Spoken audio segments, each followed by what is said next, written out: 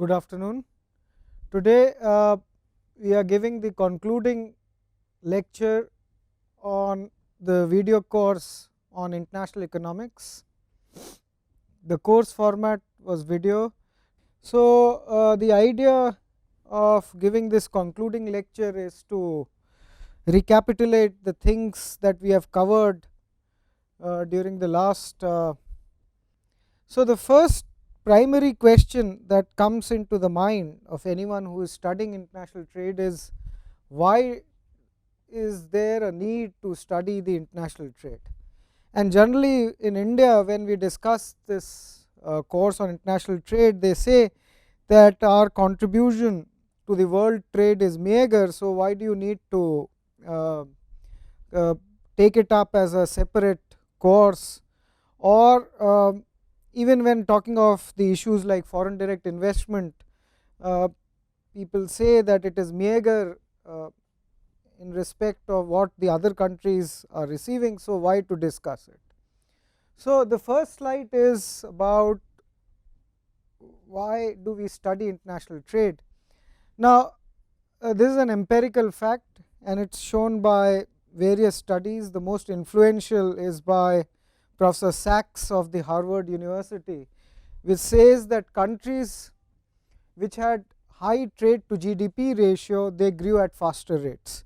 And this is particularly true for the East Asian economies, whose trade to GDP ratio reached more than 200%.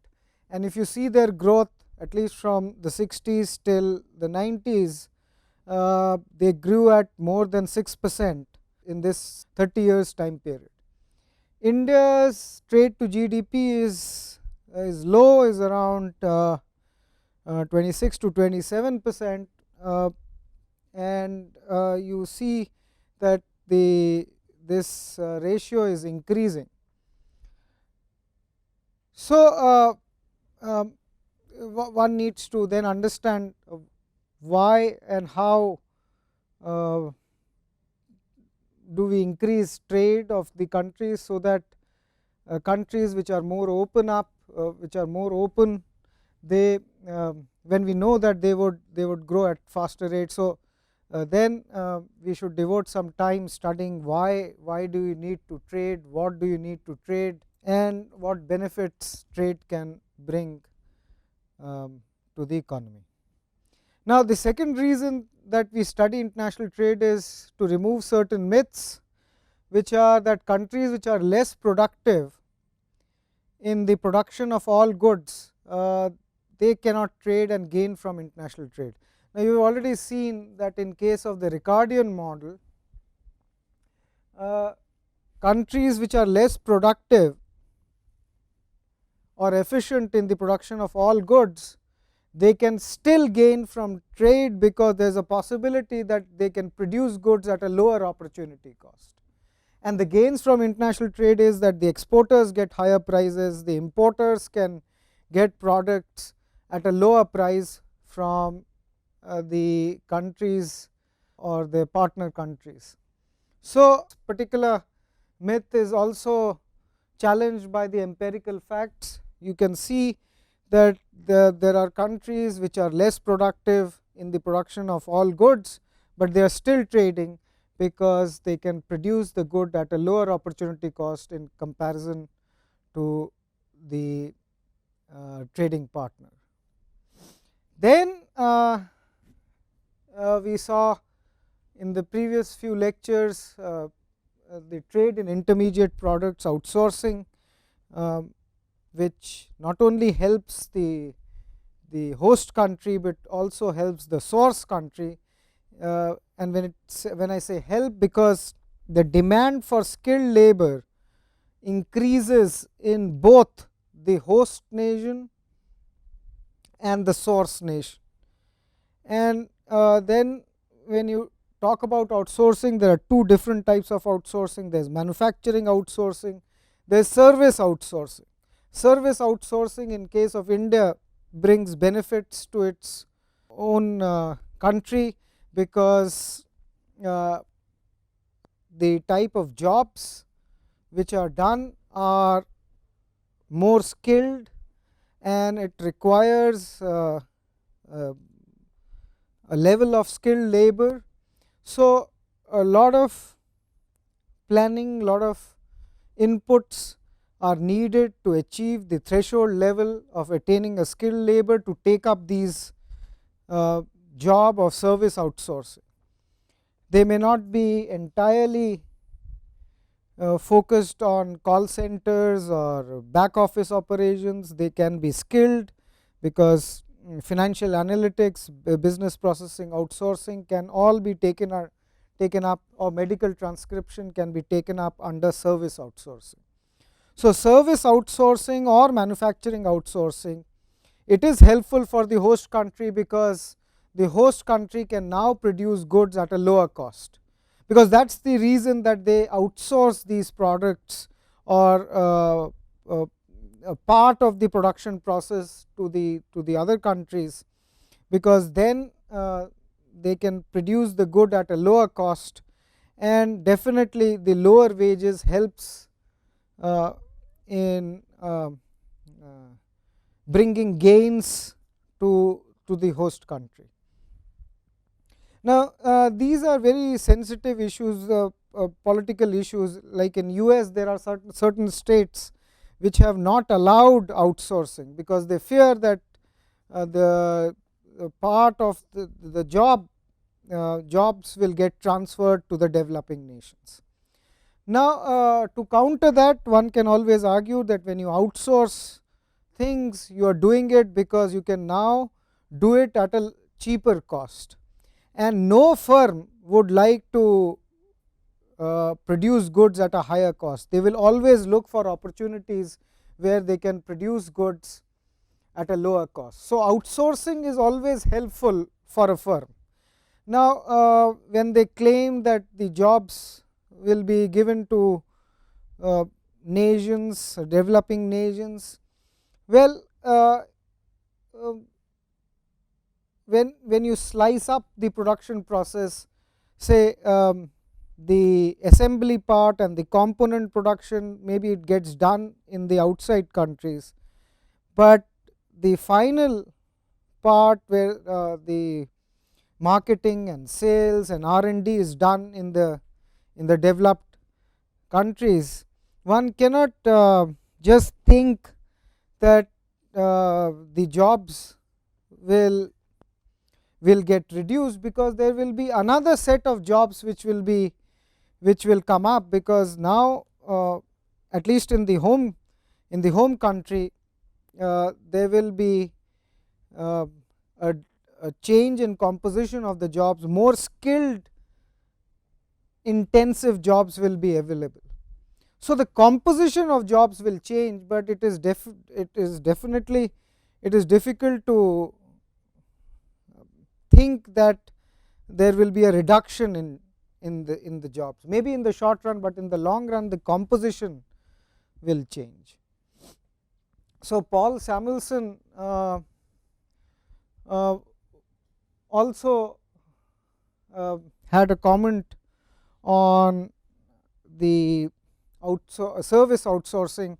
Paul Samuelson was concerned that if the R&D takes place in India, in the sector in which the developed countries have a comparative advantage, then the developed nations will see a decline in their terms of trade, and he says that there will be an improvement in terms of trade for the developing countries. Now, if you see the empirical literature on terms of trade, especially for the developed nations, you do not see a decline in terms of trade. So, whatever Professor Paul Samuelson is saying, that the outsourcing will reduce terms of trade in the developed countries, is not met by the empirical facts on the terms of trade. So, this is another reason that you study international trade. And then the trade policy part has a discussion on WTO negotiations and our stand on the TRIPS, GATT issues and GATTs, which makes up the WTO. So one can understand the different negotiations taking place, the dispute settlement process, and the record of the developing countries in winning cases against the developed nations as far as the dispute settlement process is concerned. TRIPS is trade related intellectual property rights, GATT is general agreement on trade and tariffs, GATS is general agreement on trade and services. So WTO is different from GATT because WTO has TRIPS, GATT and GATS, and it was formed in on 1st of January 1995. Before that, the WTO was called GATT, and the GATT came into force in 1948, and India and many other developing countries were the signatories of the GATT agreement. So all negotiations related to the bilateral agreements, the preferential trading agreements are also discussed under the WTO negotiations, and there is something like an article 24 which allows the preferential trading agreements to exist, so long they are a stepping stone towards the multilateral liberalization. Article 24 is also a bone of contention because it allows the preferential trading arrangements. So you have seen the treaties which have come up, the regional agreements, it has sprouted all over. So one can say that they are also a threat to the multilateral liberalization, but then the idea of having these treaties is that they should be a stepping stone towards multilateral liberalization rather than a protectionist tool. So then the issue of TRIPS, which is intellectual property rights, anything which is a creation of human mind needs protection. All these things are discussed under the TRIPS agreement, and the issues of patent, the issue of geographical indications, the issue of trademarks, all these are discussed under TRIPS agreement. Related to TRIPS is the availability and accessibility of medicines to common citizens. When you talk of patenting, you have to design the different ways of protecting a new invention. Now in certain countries they define what is new, what is prior art, what should be the application of that industrial good. So this definition of what is new is very much open. WTO is quite silent on this particular issue of what is new. Now there are some countries which have a very broad definition, there are some countries which have a very specific definition. India has a very broad definition of what is new. So therefore in India the new applications which have come from 1995 to 2005 are say more than especially for pharmaceuticals, the number of applications that we have received is far ahead of the new molecules which were formed in between 1995 to 2005. So there is a whole sort of issue regarding what is new. India defines it very broadly, and when it defines it very broadly, the number of applications that have come for in the pharmaceutical sector is huge. So there is some problem regarding the definition of what is new. So but there are certain countries which are very specific on what is new. So there is a whole lot of debate on what is new under the TRIPS agreement, and then there is a role of what is new in agriculture, because here in TRIPS it talks of not only industrial goods, but it also talks of the agricultural goods. In the agricultural goods, when you define what is new, you have to have a sui generis system, a system of its own. So when you talk of inventing new plants or discovering or realizing that there are new animals, new plants and new animals, they can be also protected. So, this protection issues are also discussed under TRIPS. And then there are host of things which cannot be protected. So, TRIPS also defines certain things, certain articles wherein it says that these are the goods and services which cannot be patented. So, all sort of issues come under TRIPS. GATT is talking about reducing tariff and non-tariff barriers. There is a whole lot of issues there. GATS is about promoting trade in services, and there are 4 different modes of service deliveries. So, whole lot of issues regarding GATS. So, this particular aspect, WTO negotiations, comes under trade policy, while the second and the third is talking about the trade theory. The fourth one talks about the trade policy. The first one again talks about the trade theory. So, the first 3 is about trade theory, the fourth one is about trade policy. And so, this course covers not only trade theory, trade policy, but it also covers international monetary theory and international monetary policy. In trade theory, we study what is the basis and pattern of trade, and we discuss all theories of international trade. In international monetary theory, we discuss what determines exchange rate movements. So, the fifth particular part here talks about the exchange rate movements, what determines exchange rate movements, and you will see that we study different theories of exchange rate, and they are all clubbed under different approaches to balance of payments. Balance of payment is a summary statement which any country makes while it does transaction with the rest of the world. Every transaction which a country does with the outside world, with the rest of the world, is recorded in the balance of payment.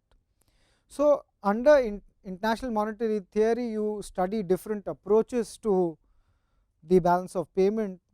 They can be the elasticity approach, the absorption approach, the monetary approach, the asset market approach, and then now we have the new open economy macroeconomics. So, under these different approaches, there is one thing which is common, is that it determines different factors which affect the exchange rate movements.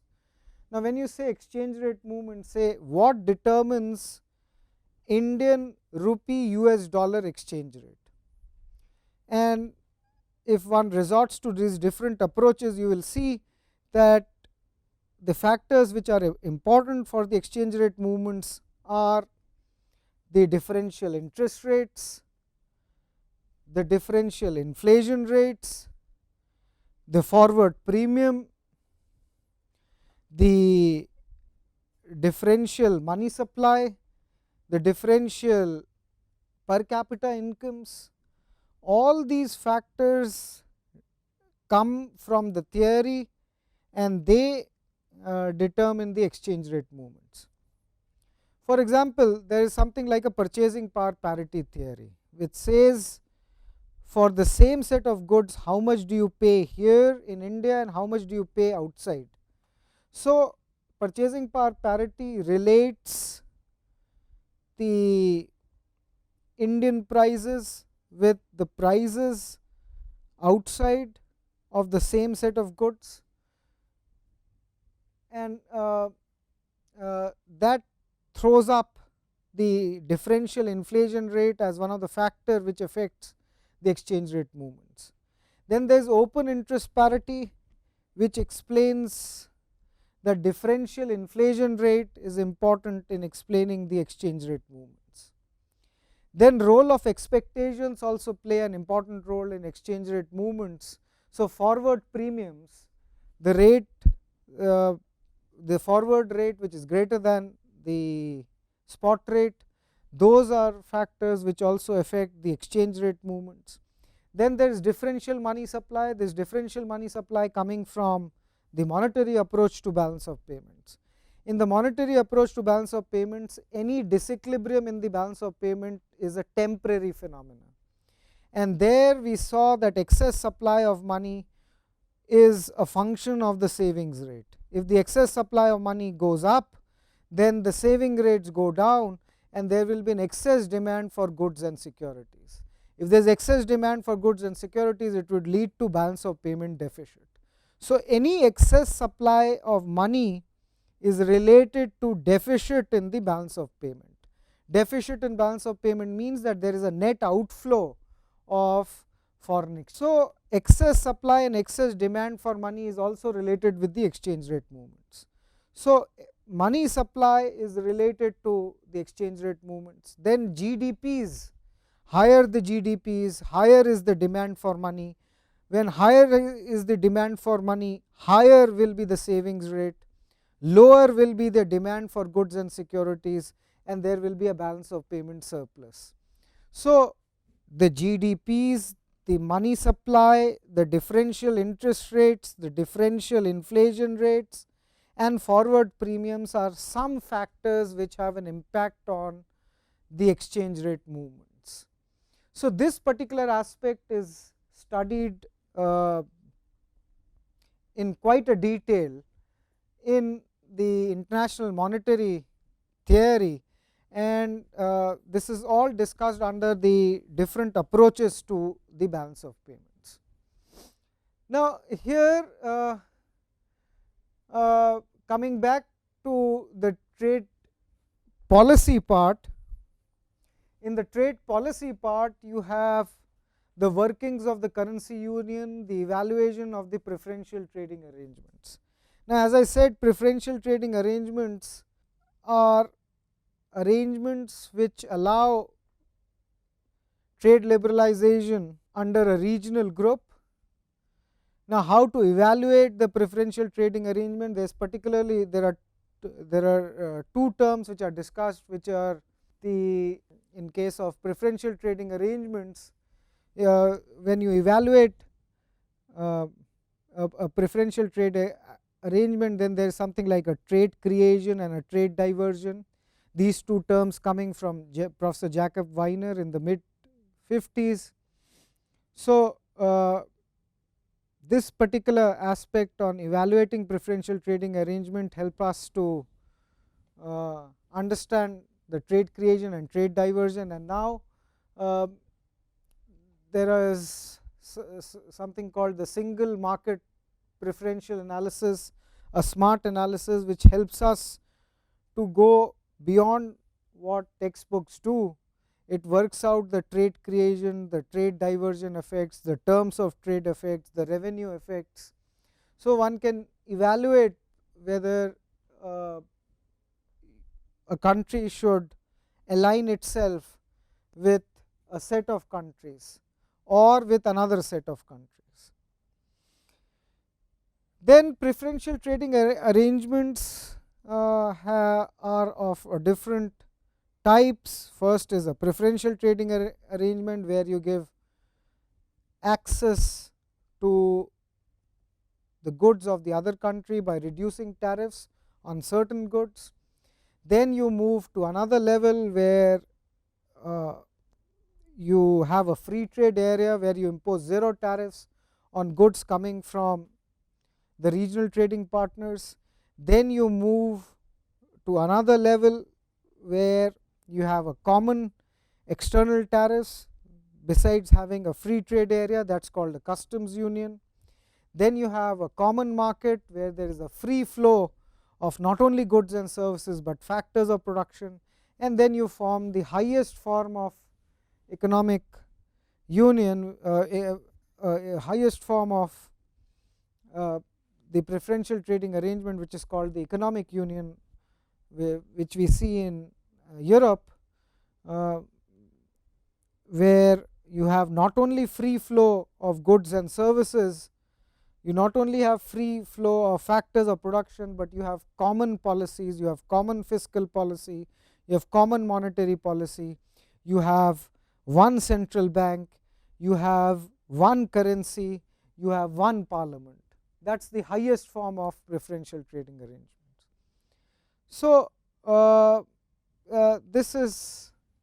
are the different forms of preferential trading arrangements, and then interestingly you study about how does the currency union work, where a group of countries come together and adopt a single currency. How does it work? Because there is a fixed part, it is the exchange rate is fixed vis-a-vis the euro. Each country which is part of this regional grouping has a fixed exchange rate against the euro, but the euro floats against the non-members. So, then if one needs to understand the workings of the currency union, then one needs to understand how these adjustments takes place, what sort of policies are needed to take care of the adjustments which a country should have if it wants to be a part of the currency union. What is important is when you talk of the adjustments, you talk of the fiscal union, or you talk of a smooth functioning of the fiscal transfers taking place. Then under the international monetary policy, you discuss the past and the present international monetary arrangements, where you start from discussing an international monetary arrangement which was the gold standard, where any deficit or surplus in balance of payment was a temporary phenomena, and it worked because there was something like a price specie phenomena. There was a relationship which one believed that will take place, and that relationship was between money supply and prices. So, any country which had a balance of payment deficit would see an outflow of gold. This was equivalent to saying that there was a decline in reserves, which would lead to a decrease in the money supply, leading to a decrease in prices, which will eventually lead to an increase in exports and a reduction in imports, and eventually your balance of payment deficit will be back to normal, will be back to equilibrium over a course of time. The essential assumption of the gold standard, which was the first international monetary arrangement, was that it assumed that there is a direct relationship between monetary policy, between money supply and prices. And one could assume that because the gold standard flourished from 1870 till the First World War. It was a golden time period when there was a few central banks. So, one could easily relate monetary policy or to prices, because there were no domestic concerns, there were no central banks. So, one could easily visualize the relationship between money supply and prices working quite smoothly. But the difficult time was between First World War to the Second World War, when there was some countries wanted to be back on the gold standards, but because inflation was quite high, they reverted back to and forth from gold standards to another preferential arrangement, another arrangement, international monetary arrangement. So, it was a difficult time, and so then there was a famous conference which took place in the US, wherein three important institutions came into existence. One was the World Bank, the second was there was a thinking to form an international trade organization, which later formalized into GATT in 1948, and then third was the IMF. So, three important institutions came because there was an important conference which was held in 1944, and that conference took place because increasingly countries couldn't adopt international monetary arrangement which was beneficial to them. Gold standard was not working, protectionism had increased, recession, global recession had taken place from 1929 onwards, and there was the Second World War, which had brought lot of pains and infrastructure loss to the economies. So, then these three important institutions came into being, and from 1944 to 1973 we saw a working of the fixed exchange rate system, which is called the gold exchange rate, the gold exchange rate system, and this failed because the US was supposed to play the role of the nth country. Please recall that if there are three countries, you can have only two independent exchange rates.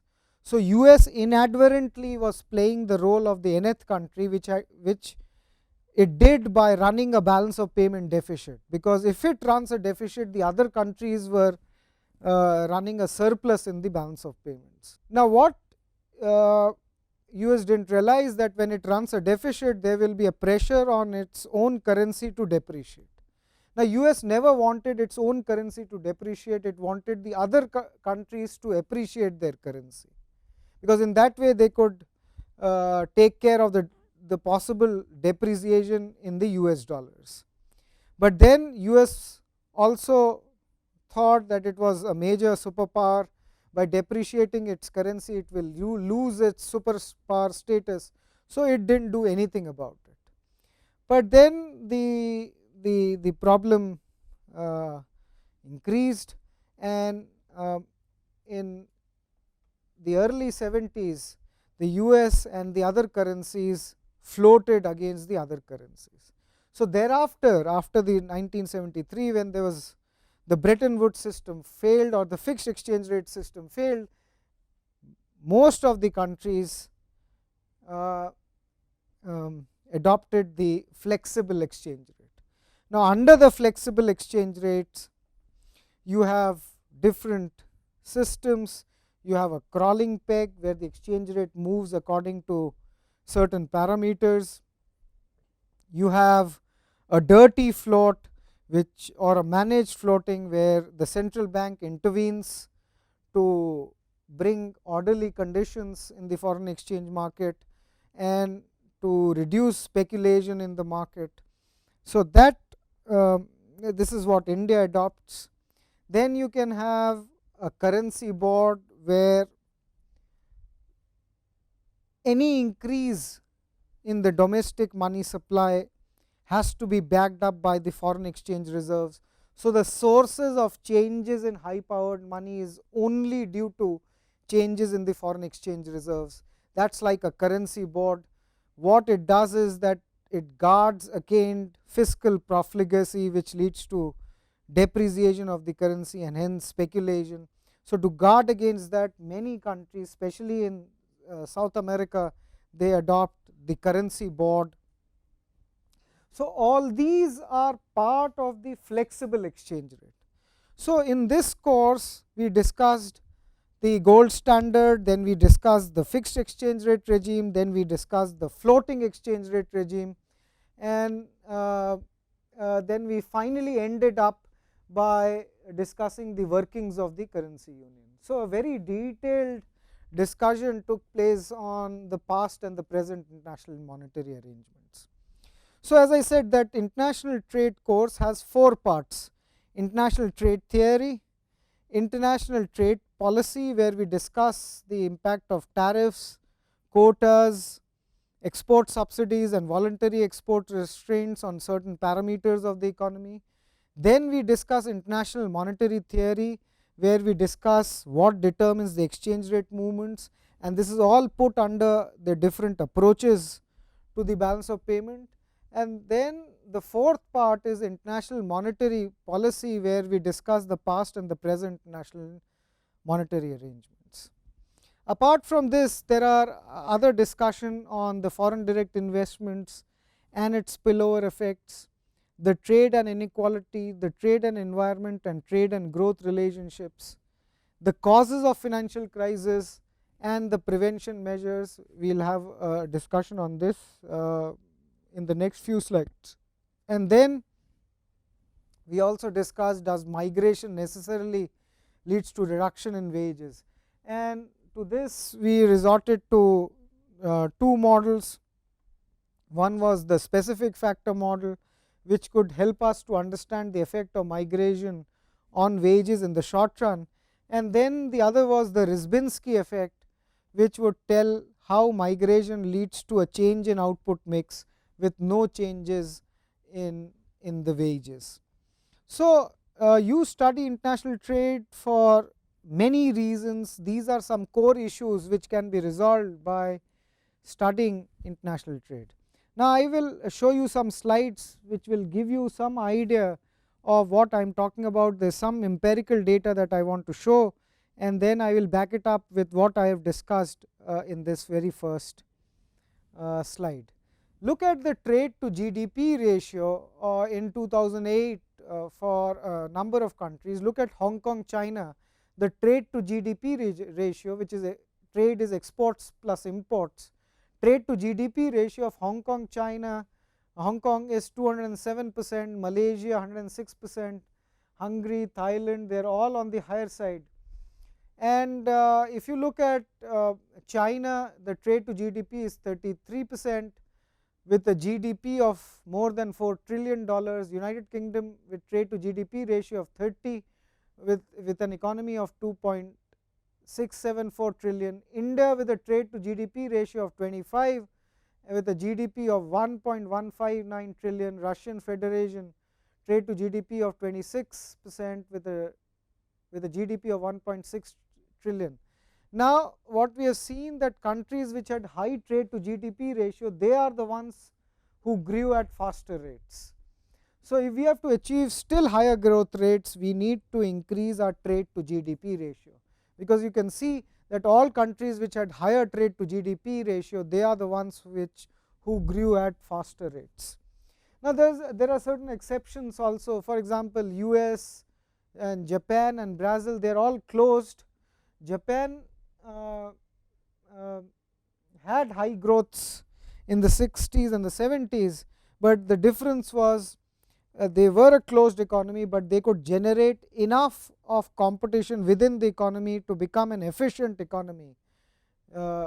India all this time had a low trade to GDP, but it did not take care of the high efficiency of the low efficiency that it had in producing goods, because it protected its markets, it did not allow competition to come in. So, this table is about trade to GDP ratio, and also tell you which are the countries which had higher trade to GDP ratio. This table is about the trade in merchandise, goods and services for each country divided by GDP. So, it is trade to GDP ratio. Now, you can see that during the Great Depression, the trade to GDP of most of the countries, including Europe, Canada, United Kingdom, Australia, Japan, United States, it fell in the 40s, and then it took another 50 years to come back to the trade and GDP ratio of what they achieved in say 1913 and 1890. So, then any recessionary conditions will lead to a situation where the trade to GDP rate goes down, but at the same time you need so many years to reach back to the old trade to GDP ratio. So, this shows that we need to resolve the situation of why you have a financial crisis, why do you study financial crisis, because then it takes so many years to reach to the level that you had achieved. earlier. This is another slide on the share of world trade in goods. You can see Europe with share of world trade to be 31%, Europe internal plus trade with the US 37%, Americas internal trade 11%, Europe and Americas export 60%, Asian exports 27%, and so on. So, the countries which have higher share of world trade, they are the ones which have grown at a faster rate. Again, this shows the change in value of trade from 2007 to 2009. As a result of the world financial crisis and economic recession, the value of trade plummeted between 2008 and early 2009 for most of the developed nations. Point is that we need to resolve this situation, understand the vulnerabilities which are created, identify what caused this crisis, give some prevention measures, because then once this recession takes place, to come back to normality, it takes lot of time, and the parameters which have to come back to normalcy, it will take ages or years to come back to normalcy. So, it is very important to study the reasons for the financial crisis and then give recommendations to how to resolve the situation. So, this course talked about the financial crisis, the causes of financial crisis, the different models, the 4 generation models of financial crisis, and what needs to be done to prevent these crises from occurring. Now, this crisis, financial crisis, has become a regular phenomena in the 20th century. So, one needs to understand why you see a constant occurring of the financial crisis. The latest one being in Europe, especially in countries like Greece and Ireland, which saw an increase in public debt being reaching another level, the budget deficits increasing, and a higher and an increase in interest rates. About migration and FDI, Europeans and US immigration prior to 2004, the Europeans saw that the large earlier the European Union consisted of 15 countries in Western Europe, and labour mobility was very open. After 10 more countries joined the European Union on May 1, 2004, a large difference in per capita income and wages in these countries created a strong incentive for labour migration. The per capita income of these new countries were only about 1/4 of the average per capita incomes in those Western European countries that were already EU members.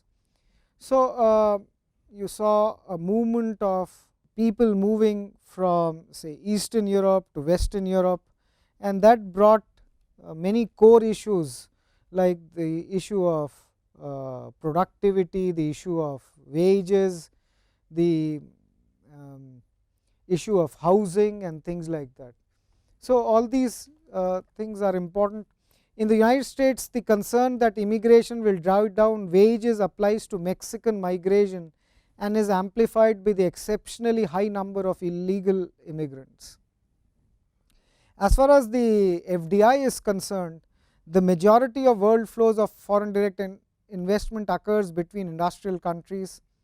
In 2006, more than 1/3 of the world flows of FDI were between Europe or between Europe and the United States, and 90% of the world flows of FDI were into or out of the OECD countries. Now, you can make a distinction between horizontal FDI and vertical FDI. The majority of the foreign direct investment occurs between industrial countries, where you duplicate your efforts outside when a firm from one industrial country owns a company in another industrial country. We refer to these flows as horizontal FDI. Vertical FDI is when the investments come in the upstream and the downstream sectors, where a firm from an industrial country owns a plant in a developing country, which is called vertical FDI, and the principal agent is the low wages, which is the main reason that firm shifts production abroad to the developing countries. About the FDI data, European and US FDI, the largest stock of FDI are within Europe. These stocks amount to $5.6 trillion in 2006, or nearly one half of the world total. FDI in Americas, Brazil and Mexico are two of the largest recipients of FDI among developing countries after China. In Asia, China has been the largest recipient of the FDI. India is also picking up as far as the FDI is concerned. So, some conclusions. Globalization means many things. It means the flow of goods and services across borders, the movement of people and firms, the spread of culture and ideas among countries, and the tight integration of financial markets around the world. This is not a new phenomena. You already saw a wave of globalization from the golden period of capitalism, which was 1870 to the time when you had the First World War. So, you already saw a globalization process taking place in that time period. Migration across countries is not as free as international trade, and all countries have restrictions on immigration. FDI is largely unrestricted in industrial countries, but often faces some restrictions in the developing countries.